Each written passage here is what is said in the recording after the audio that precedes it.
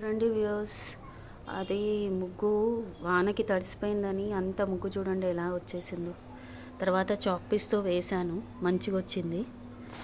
తర్వాత ఇక్కడ బిల్వపత్రం చెట్టు ఉంది, ఇక్కడ ఒకటి ముగ్గేసాను. ఇక్కడ యాప చెట్టు ఉంది, ఇక్కడ ఒక ముగ్గేసాను.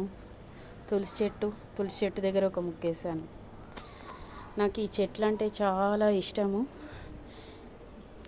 ఇది ఒక పింక్ ఫ్లవర్స్ది పువ్వులు వస్తాయి దీనికి. 1 మంత్ నుంచి ఫ్లవర్స్ రావట్లేదు, ఎందుకని రోజు ఆలోచిస్తుంటే మొగ్గలు వచ్చాయి దీనికి, పింక్ ఫ్లవర్స్ వస్తాయి దీనికి. అండ్ ఇది బిల్వపత్రం చెట్టు.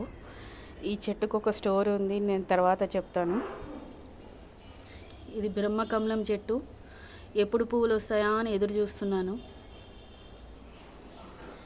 యాప చెట్టు అండి, అదంతలో అదే వచ్చింది నాకు కుండీలో. ఇది శంకుపూల చెట్టు, పర్పుల్ కలర్ శంకుపూలు.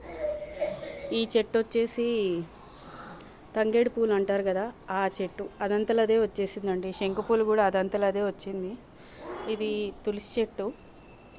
నాకు లక్ష్మీ తులసి అంటే చాలా ఇష్టము, బట్ ఎప్పుడు మా ఇంట్లో ఏ తులసి పెట్టినా ఇలా చిన్నాకులే వస్తాయి, ఎందుకో ఏమో తెలియదు మరి.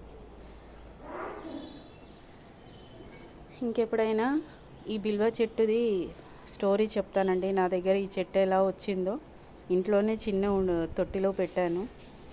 తర్వాత అలవీరా చెట్టు.